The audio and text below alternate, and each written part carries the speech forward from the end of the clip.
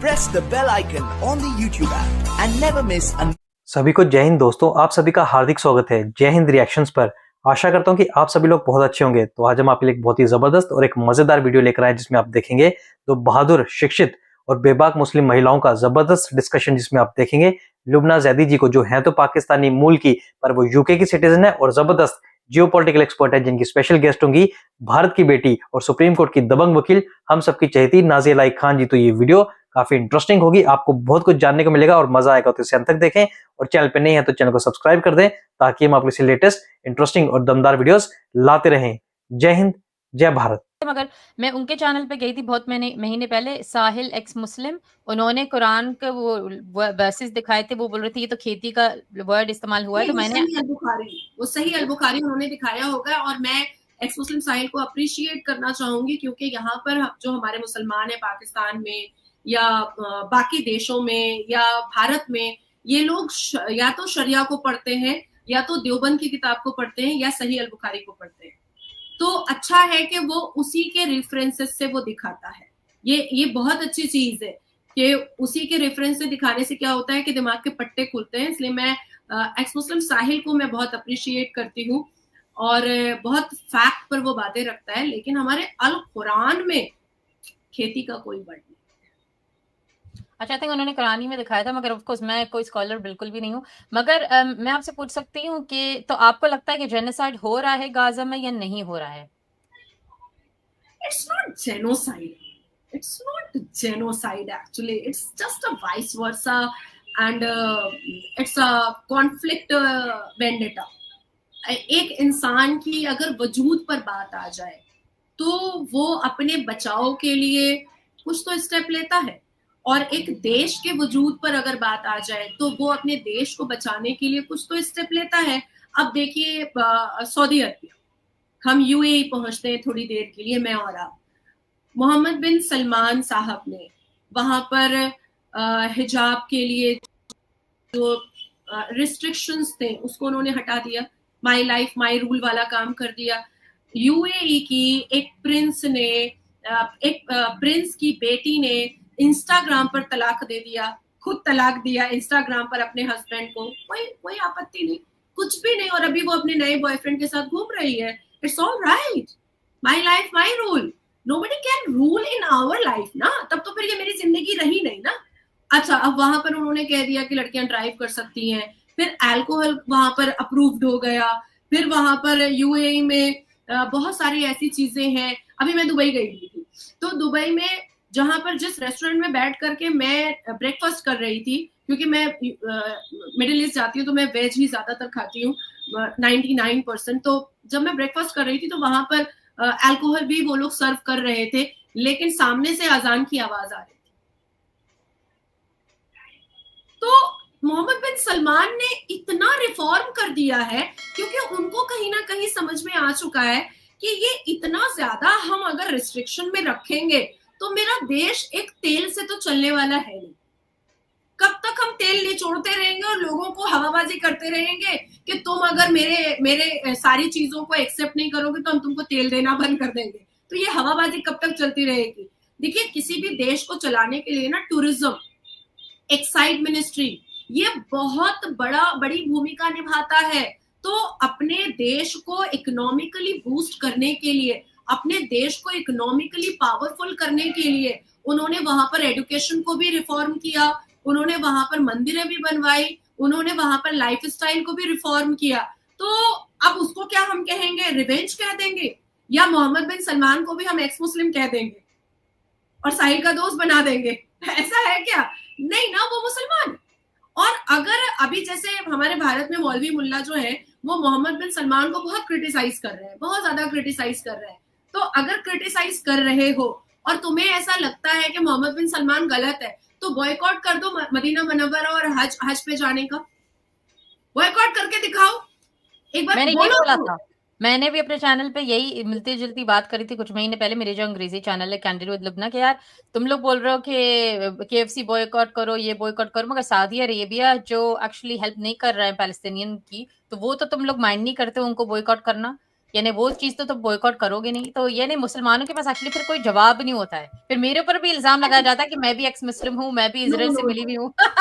देखिए लुबना, मुझे कितने लोग कमेंट पे लिखते हैं, अरे छोड़ छोड़ तू एक्स मुस्लिम हो गई है। अरे इस्लाम तेरे बाप का है क्या? ला इलाहा इल्लल्लाह मुहम्मदुर रसूलुल्लाह, ये अल्लाह तबारक ताला का कलमा है, तेरे बाप का बनाया हुआ कलमा नहीं। जो तू बोलेगा तो मैं पढ़ूंगी, तू नहीं बोलेगा तो मैं नहीं पढ़ूंगी। तू कहीं से चिट्ठी लेकर नहीं आया है, और अगर चिट्ठी लेकर आया है तो दिखा दे, फिर मैं साइड हो जाती हूँ। अच्छा, these Muslims, this illiterate Ganwar Muslims, lungi छाप मदरसा छाप Muslims are really having diabolic mind. अब वो कैसे, इनके पास डायबोलिक माइंड कैसे है? ये ही मुसलमान जब पाकिस्तान में होते हैं और जब भारत में होते हैं तो मस्जिद में औरत नहीं जानी चाहिए, मस्जिद में आकर के नमाज नहीं पढ़नी चाहिए, वो झुकेगी तो उनके औजार में करंट मारेगा, ठीक है, उनका प्रॉब्लम है पर झेलते हम हैं।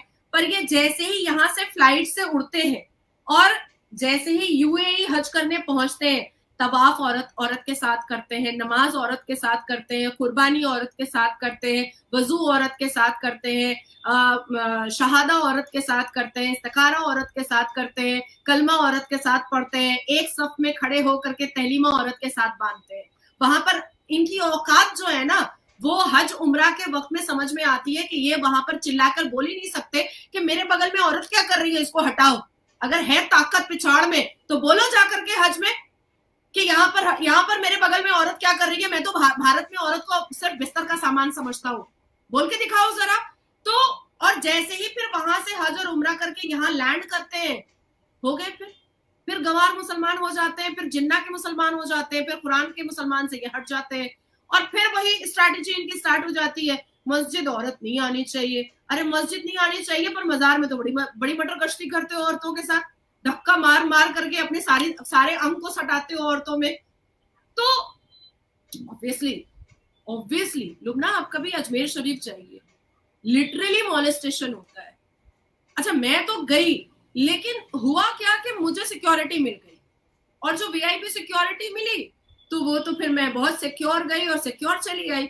लेकिन अब मैं आधे घंटे खड़ी रह गई सब कुछ करने के बाद भी। अब वो बेचारा, एक बंदा था, विलायत नाम था उसका, जो चिश्तिया परिवार से आता था, वो कह रहा आप अभी तक खड़ी हुई हैं, प्लीज पुलिस भी खड़ी है, आप प्लीज चले जाइए, गाड़ी में बैठ जाइए।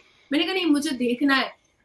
And the scenario is like so dirty.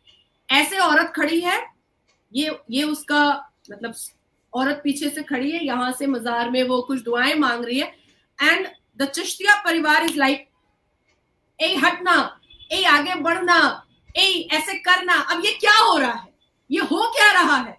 ये मॉलेस्टेशन हो रहा है, जिसको हम कानूनी जुबान में मॉलेस्टेशन बोलेंगे। तो ये क्या खोल कर आप बैठे हो? एक तो सबसे पहले कुरान मानने वाले कभी मजार नहीं चाहेंगे, और ये मजार बननी भी नहीं चाहिए। लेकिन मजार क्या हो गया है, अब अश्लीलता का इजी स्पेस हो गया है, और इजी मनी इनकम का इजी प्लेस हो गया है। तो as per my thinking, according to my perception, according to my thought, Gaza में कोई जेनोसाइड नहीं हो रहा है, हमास में कोई जेनोसाइड नहीं हो रहा है, फिलिस्तीन में कोई जेनोसाइड नहीं हो रहा है। ये एक कॉन्फ्लिक्ट है जिसको कॉन्फ्लिक्ट के नजरिए से देखना चाहिए, और दोनों, और कॉन्फ्लिक्ट हमेशा दो तरफ से होता है, एक तरफ से नहीं होता है। कोई एक शुरुआत करता है और कोई एक खत्म करता है। जैसे अभी इस पॉडकास्ट में, इस इंटरव्यू में आपने शुरुआत किया और मेरी बातें खत्म होंगी, तो कोई एक शुरू करता है, कोई एक खत्म करता है। तो दिस इज नॉट जेनोसाइड। ठीक है, आई अंडरस्टैंड, राइट। दूसरा जो टॉपिक था, मेरे पास तो टाइम है मगर मुझे नहीं पता कि आपके पास है कि नहीं, या तो पार्ट 2 में आप करना चाहेंगे या जी? नहीं, अब उसको हम लोग नेक्स्ट में ही कवर अप करेंगे, क्योंकि ये भी एक लेंथी टॉपिक था। ठीक है, कोई बात नहीं। देखिए, बहुत अच्छा लगा कि आप आए, मुझे पता है बहुत मसरूफ हैं। उम्मीद है कि आपकी तबीयत बहुत जल्दी ठीक होगी, और माशाल्लाह से जैसे मैंने बोला बहुत प्यारी लग रही है। ये आपके ऊपर बड़ा सूट कर रहा है, ये जो कलर आपने पहना हुआ design. Anyways, thank you so much Nazia ji कि आप आए, and see you next time. Vande Mataram, Bharat Mata की जय, जय जगन्नाथ, जय जय श्री राम। और लुबना, आप यूके में बैठी हुई हैं, और मेरी तरफ से दिवाली की बहुत बहुत शुभकामनाएं। आपको, आपके परिवार को, आपके माता-पिता को, आपके बच्चों को, आपके एक्विंटेंस को, आपके सोशल गैदरिंग को, सबको कहिएगा कि नाज़िया ने पैर छू करके प्रणाम किया है और दिवाली की बहुत सारी शुभकामनाएँ दी हैं। Thank you so much. Happy Diwali, guys. Right. Happy. Happy Diwali. दोस्तों आशा करता हूँ कि वीडियो को आपने अंत तक देखा होगा और लुबना ज़ैदी जी और नाज़िया खान जी का दमदार और बेबाक डिस्कशन आपको काफी पसंद आया होगा और इस वीडियो में आपको बहुत कुछ जानने को मिला होगा। तो ये वीडियो अगर आपको अच्छी लगी, इसे लाइक और शेयर जरूर कर दें और अपने विचार हमें कमेंट सेक्शन में लिखकर जरूर बताएं। हमें आपके कमेंट्स का इंतजार रहेगा। और ये वीडियो का सेकंड पार्ट था, फर्स्ट पार्ट ऑलरेडी हम आपके लिए चैनल पर डाल चुके हैं, जिसे आप लोगों ने बहुत ज्यादा प्यार दिया था। तो इसको देखने के लिए भी आपका बहुत बहुत धन्यवाद। चलिए फिर मिलेंगे ऐसी किसी जबरदस्त और इंटरेस्टिंग वीडियो में। तब तक अपना ध्यान रखिए। जय हिंद, जय भारत।